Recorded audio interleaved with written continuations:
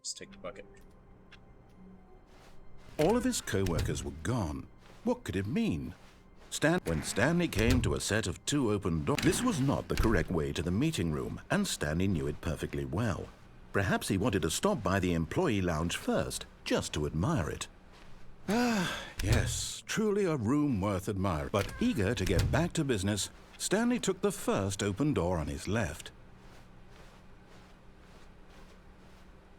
Stanley was so bad at following directions, it's incredible he wasn't fired years ago. Look, Stanley, I think perhaps we've gotten off on the wrong foot here. I'm not your enemy, really, I'm not. I realize that investing your trust in someone else can be difficult, but the fact is that the story has been about nothing but you all this time. There's someone you've been neglecting, Stanley. Someone you've forgotten about. Please, stop trying to make every decision by yourself. Now, I'm not out. This is it, Stanley. Your chance to redeem yourself. To put your work aside. To let her back into your life. She's been waiting. That's her, Stanley. Oh, no, you can't. Did you just unplug the phone? No, that wasn't supposed to be a choice. How did you do that? You actually chose incorrectly? I didn't even know that was possible. Let me double check. No, it's definitely here, clear as day. Stanley picks up the phone. He's taken to his apartment where he finds his wife, and the two pledge themselves to one another. Music comes in, fade to white, roll credits. Not picking up the phone is actually somehow an incorrect course of action. How is that even possible? None of these decisions were supposed to mean anything. I don't understand. How on earth are you making meaningful choices? What did you... Wait a second. Did I just see... No, that's not possible. I can't believe it.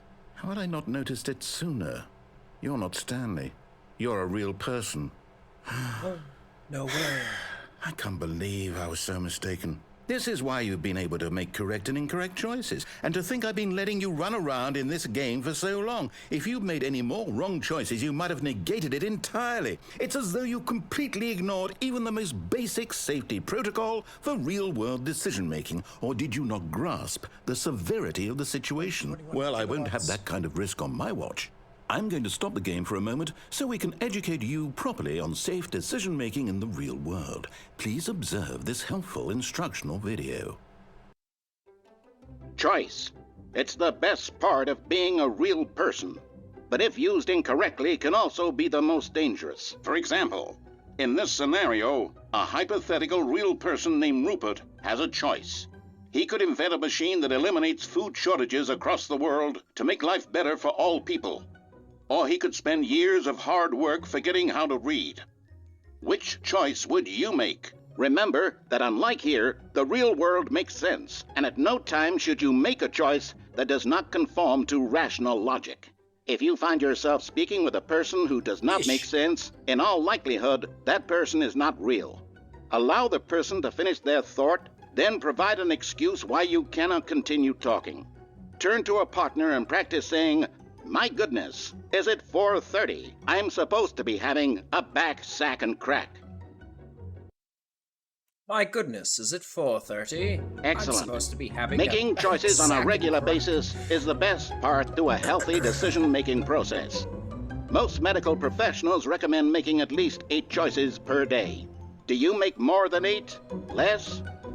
And finally, if you begin to wonder if your choices are actually meaningful and whether you'll ever make a significant contribution to the world, just remember that in the vast infiniteness of space, your thoughts and problems are materially insignificant, and the feeling should subside.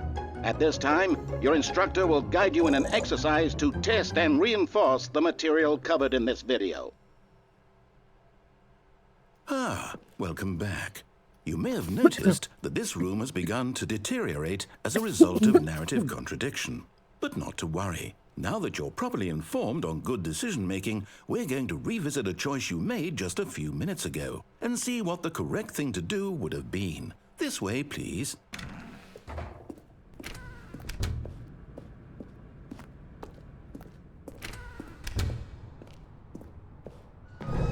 Now that we know your choices are meaningful, we can't have you jumping off the platform and dying.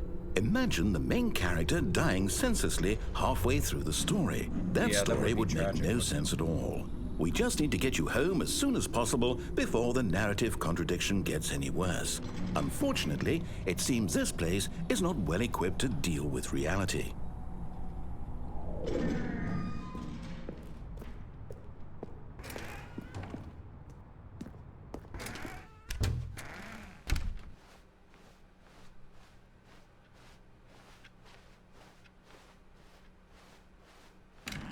Almost there. You'll take the door on the left, back to the correct ending, the story will have resolution once again, and you'll be home free in the real world. Now remember, all you need to do is behave exactly as Stanley would. That means choosing responsibly and always putting the story first. I'm quite sure you'll be up to the task. Just follow my lead and you'll be fine. All right. When Stanley came to a set of 2 open doors, he entered the door on his left. No! Why did you do that? Quickly, hurry back in the other direction. Perhaps we're not too late.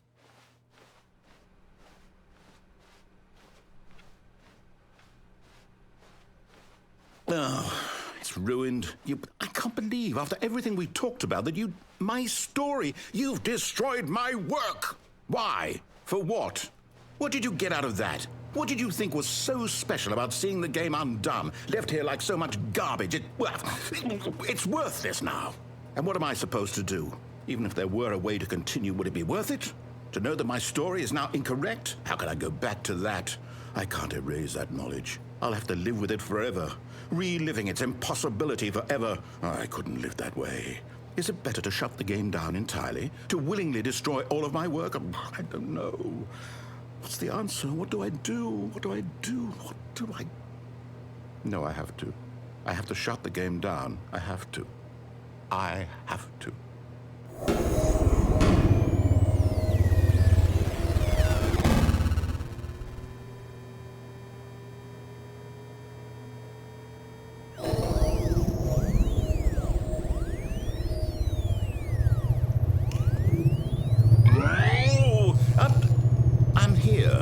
I'm still here in this pile of rubbish, with you who thought you were so clever.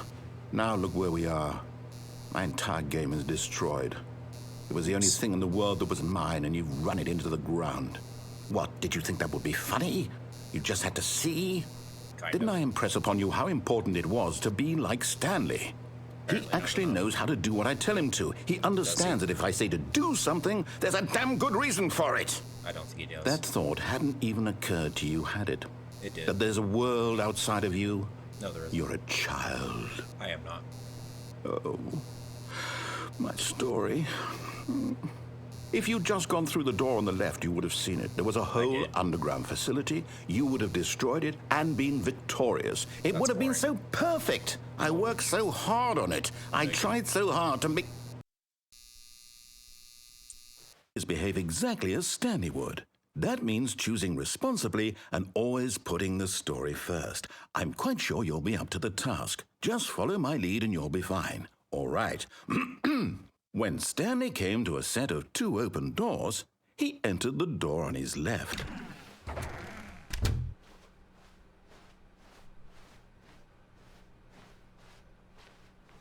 Yet there was not a single person here either. Feeling a wave of disbelief, Stanley decided to go up to his boss's office. Coming to a staircase, Stanley walked upstairs to his boss's office. Stepping inside his manager's office, Stanley was once again stunned to discover not an indication of any human life. Shocked, unraveled, Stanley wondered in disbelief who orchestrated this, until he saw the door with a voice receiver next to it. Surely behind this door lay all the answers to his questions. And beyond all probability, he knew the passcode. He had seen it on his boss's computer just last week. Nightshark 115. Was this the code to open the door? Would it still work? There was only one way to find out. Stanley had been trained never to speak up, but now he would draw from within himself the courage to face the unknown. He drew a sharp breath and then spoke the code.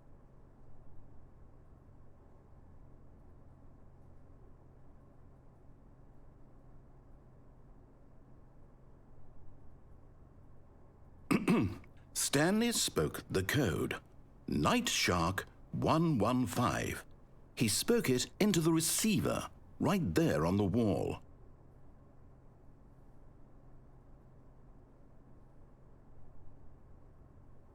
I'm sorry, is there a problem? You didn't mishear me, did you? Please speak the code into the receiver. Otherwise, we can't get on with the story. This is a crucial step.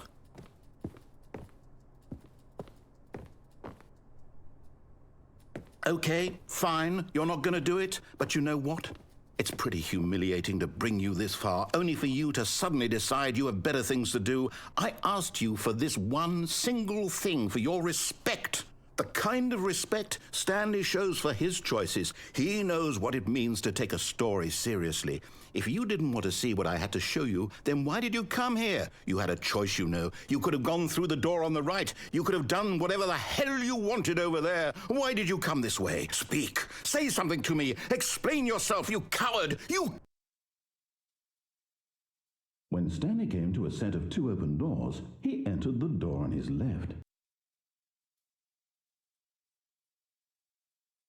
Stanley? Hello? Are you... Is everything okay? Stanley, please. I need you to make a choice. I need you to walk through the door. Are you listening to me? Can you hear me? Is everything all right? Stanley, this is important. The story needs you. It needs you to make a decision. It cannot exist without you. Do you understand me? Whatever choice you make is just fine. They're both correct. You cannot be wrong here. We can work together. I'll accept whatever you do. I simply need you to take that step forward, please. Choose. Do something. Anything. This is more important than you can ever know. I need this. The story needs it. So, you hear me? Are you there? Are you listening to this? Stanley, are you there? Nope. Okay. It's okay, I can wait. You need time to decide. Time to make sure your choice is correct. That is the best choice. That's all right. I'll wait for you to decide what's the right thing to do. Take as much time as you need.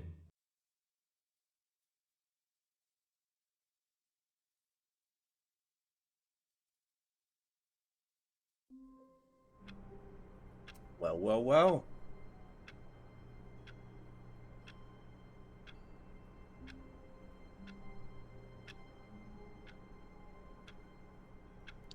How close that is, but